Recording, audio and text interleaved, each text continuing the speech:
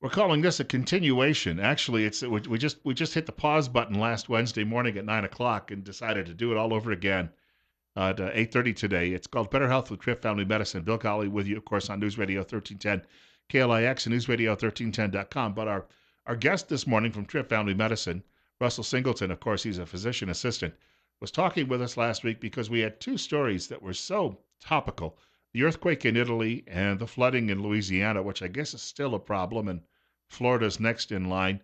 But we talked a little bit about sometimes in these situations, medical help is on the way, but medical help is going to have a difficult time getting there through the rubble or the water or whatever else might be out in front of you. And we didn't get to talk about a couple of other aspects of this. One of those was just what you should have in your own first aid kit around the house. And a lot of people out there probably are thinking, gee, maybe I should get one because I'm sure they don't have one. But first of all, welcome back. Thank you, Bill. It's good. It's a pleasure to be back. I'm glad to be here. And to continue our topic, I think it's relevant to discuss this even a week after the earthquake hit, because in the first 24 to 48 hours, there's a lot of media coverage, and everyone, changed their Facebook profile picture to support whoever. But then, are we still paying attention a week after the fact? Are we still paying attention 2 weeks after the fact? I wanted to take just a couple of minutes to give our listeners a couple of ideas on how they could volunteer themselves and actually vote with their feet and put their money where their mouth is. So I've got a couple of websites here, a couple of ideas. First, give.salvationarmyusa.org is a great resource. Um, you could text LA for Louisiana, LA floods to 90999 to make a $10 donation to the Red Cross. There's an app. I know it's at least available for iOS. I don't know if it's available for Android or not, but it's called Volunteer Connection and helps put you um, together with these volunteer opportunities.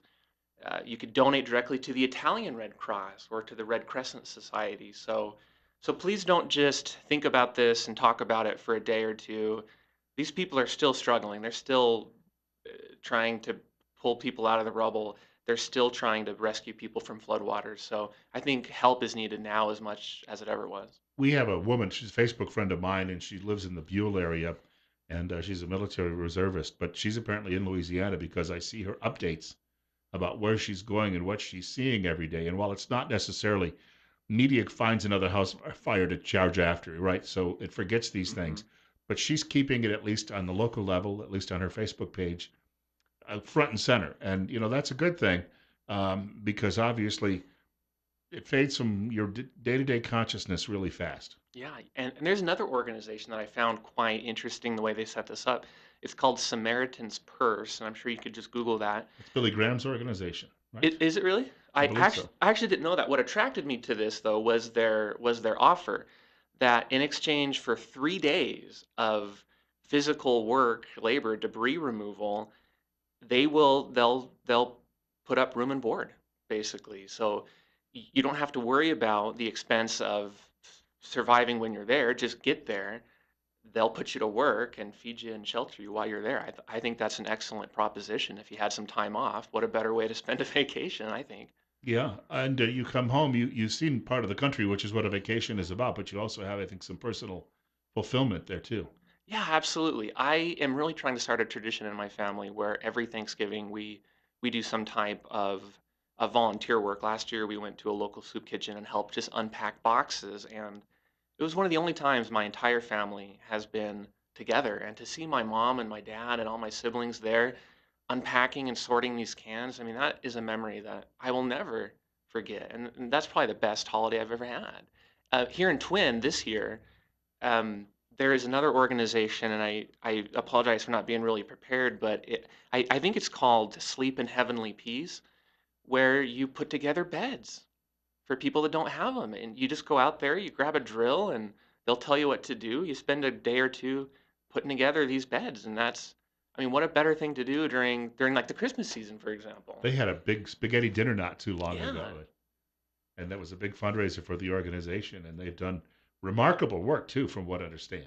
Well, and that's something I want to talk about during our discussion today, Bill. We're probably coming up on a break sooner or later, but I've got 5 or 6 steps that I pulled from the National Center for Disaster Preparedness at Columbia University to try and help build a framework for folks to start to put together their own personal preparedness plan.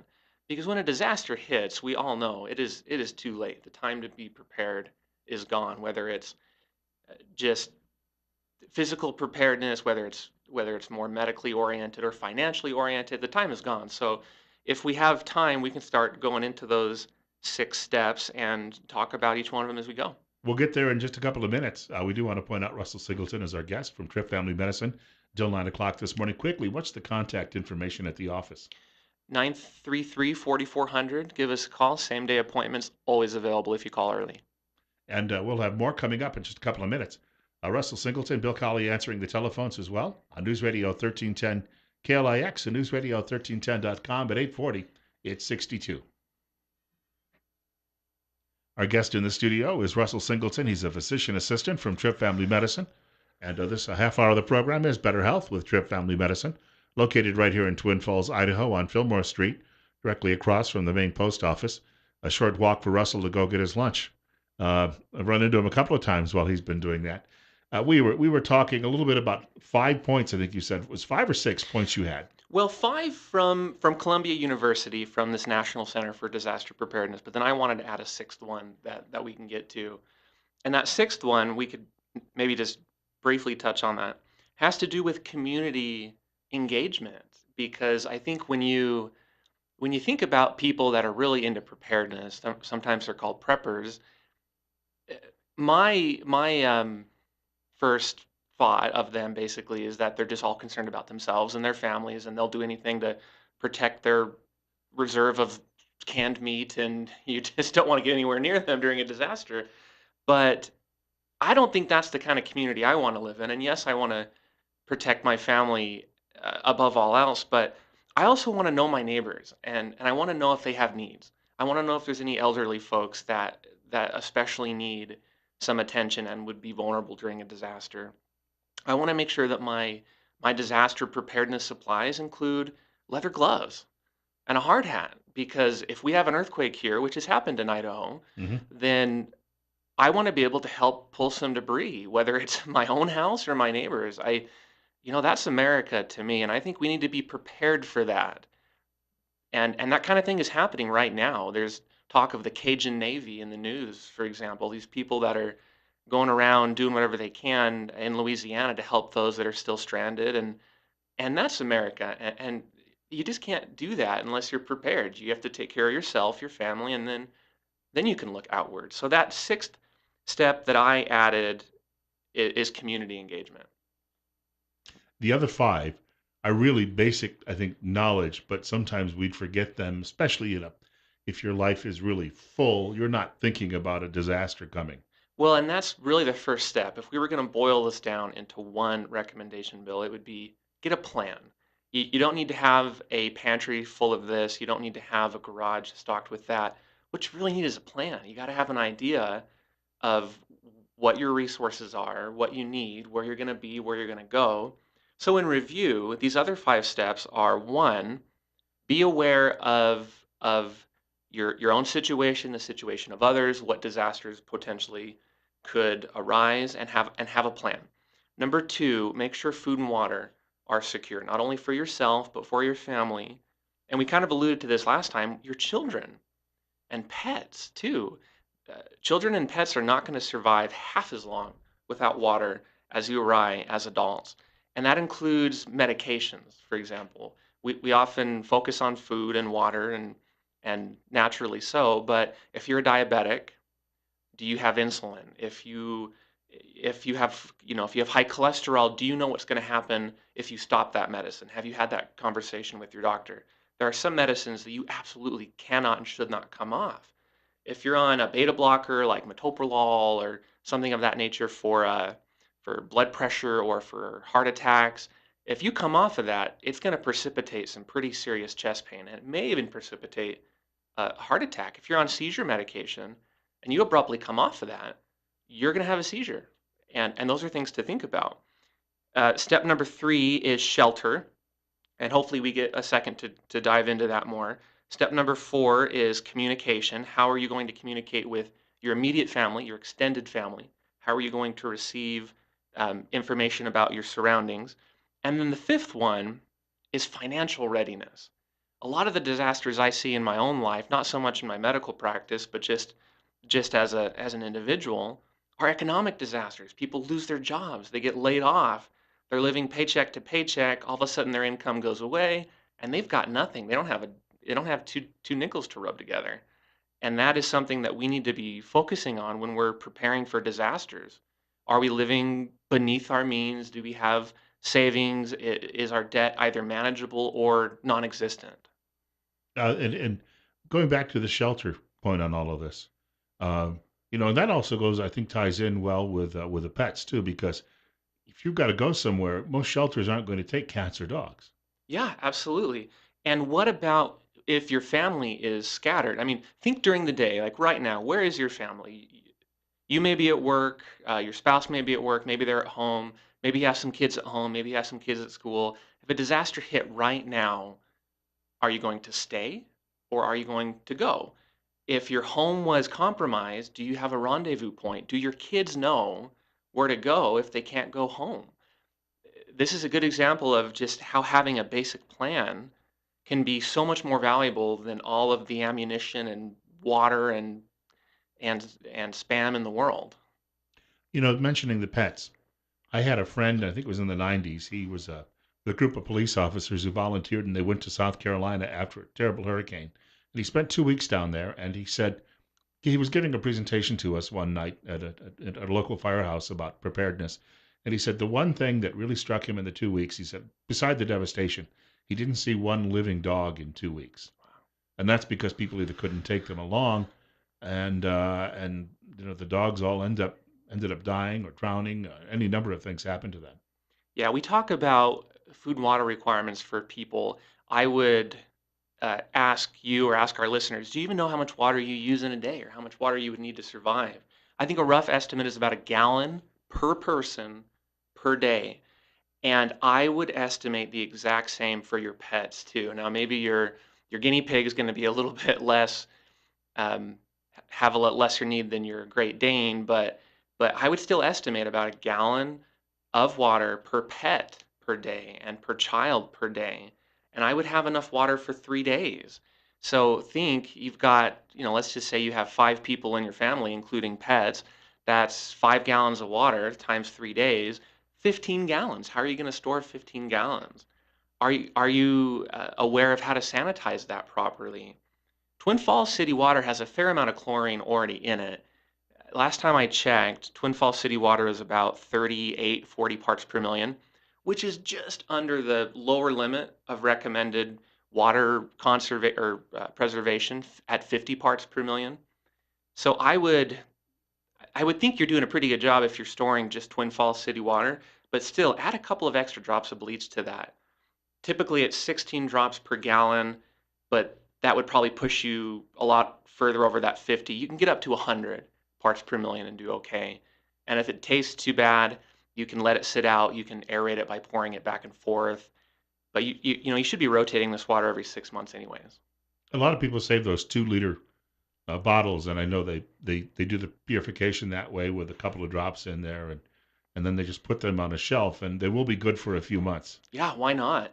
I have some of those big 7 gallon camping uh, jugs, I guess, or coolers. They're BPA free. We actually bought a couple of 55-gallon drums made out of the same material, plastic. And so I don't want to divulge too much of my stash here, but we've got a couple 100 gallons of water. We don't have a way to pump it out of the barrel yet, so that's still on my to-do list. But you have to stop and think through these things because that pump is a great example of something I need to access the store of water I have. Now, you referenced, having, because you mentioned losing a job is a disaster in itself. But if you think about it too, if you have to go on the road because of a natural disaster, you're going to be eating out a lot. That's expensive. You may have Hmm. to pay for motels and hotels. Those expenses come up. So you could be looking at hundreds of dollars a day. Yeah, do you have an emergency fund? I am a big personal finance buff. That's one of my hobbies. I got started on as a Dave Ramsey acolyte, so talks about putting away $1,000 first, and then pay down your debts and take care of your other bills, and then start investing. And I think that's a pretty decent way to start. Before you do anything, get a couple $100s, get $1,000. That way, if a disaster hits, you're not just immediately going into further debt. But then, do you have other financial resources?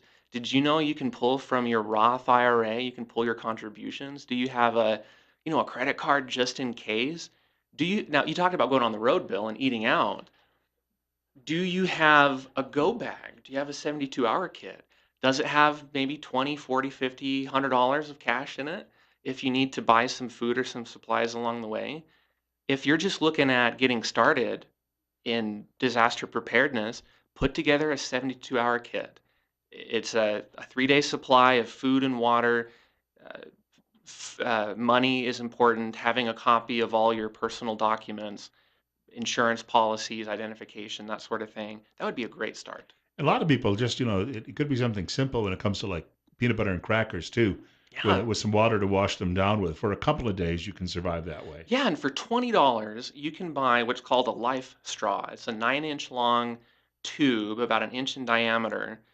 For 20 bucks, that thing will filter 1,000 liters of water. It'll filter out 99.99% of the big stuff, of the bacteria, the parasites. It will not, however, filter out the smaller viruses, because when you're looking at filters, you're looking at the size of the pores, which we measure in microns, and this only goes down, the life straw goes down to zero point 0.2 microns, which is awesome, but not the best you can do. Got about 3 minutes left. I don't know if there was anything else you wanted to touch upon, but I was also thinking, I hear Ron Paul advertising this kit you can buy to freeze dry food and saying that he's doing that with his family just in case there would be an emergency. Then you don't have to worry about running out of freezer space. My wife and I had this conversation too. I didn't know you could do that on a home scale, and so that I'm gonna have to look into that. I think that's really interesting. But there are two other things, Bill, in our last couple of minutes. That first step that we didn't get to expound on is being aware of your situation, what types of disasters you can face. There's two things I'd recommend everyone do today. Get on the email alert system for the South Central District Health Department. Did you know, for example, that we had a case of Zika in Idaho? Did you know that there was West Nile in Twin Falls County? Well, you would if you were on the South Central District Health email list. Then the last thing, as far as being aware and being prepared, sign up for the CIRCOM CAN alert system, the Citizen Alert or network, I think. Just Google CIRCOM, SARCOMM. I think it stands for Southern Idaho Regional Communication or something. And they've got an email text alert system too that can keep you up to date. I had actually an alert app on my last phone, and I have not downloaded it since that phone fried. I got a new one. But I would be able to get alerts on weather and all sorts of things that were happening. And in the middle of the night, I could hear it even going off because even the phone was in another room, but it was loud enough that it catches your attention. And, that's in a disaster when some of these tornadoes hit places or even earthquakes. If it's the middle of the night, there's no warning for a lot of people. If you had something to, to give you an alert like that and you knew you maybe had even 5 minutes, that could be a lifesaver. Yeah, and you bring up a good point with the cell phone. We all rely so heavily on that cell phone. What if it died and you don't have your contact numbers anymore? Like, I mean, who knows their grandma's phone number anymore without looking at their cell phone? So, do you have hard copies? Do you have a backup cell phone battery? For $5, you can get a little cell phone backup battery. And as far as alerts, in our little home preparedness supply, we have a hand crank radio. It's got a flashlight on it too, but we've got the ability to get weather reports and essential news broadcasts, and it's battery free because you just crank the thing. It's not expensive either. I've looked, some of those are as cheap as $9. Yeah, I think ours was probably under 20. And a great thing to have. They're very popular in the third world where people don't have an electrical supply always at the ready, but they can crank the radio and they can have every, if you've got to go over and do it every 30 minutes, it's fine, but you've got radio all day long that way. Yeah, and my next investment I'm thinking is going to be some type of power source because that's where our personal family preparedness is lacking. We don't have a generator. I'm really interested in solar generators because, I mean, fuel is another resource that you have to prepare for. So I'm not super excited about gasoline generators, but right now I don't think the technology is there to really support an effective, powerful solar generator. So that's something I'm looking into. But fuel, we didn't get a chance to talk about that. Can you cook? Can you boil water? Things that we'll all have to. Sterno is a great Yeah. invention still. Mm-hmm. People could keep that in mind. We want to say thank you, and I don't know when you'll be back in the rotation, but we have a lot to talk about, I'm sure, the next time we see you. Thanks, Bill. Thanks all our listeners too. Want to thank you for coming by this morning. And of course, we're listening to News Radio 1310 KLIX and newsradio1310.com. I made a visit to the fair yesterday as preparations are going on for tomorrow's opening. In the next segment of the show, I'll share some of the conversations I had with some of the people in the exhibit halls. That's on the way in just a few minutes.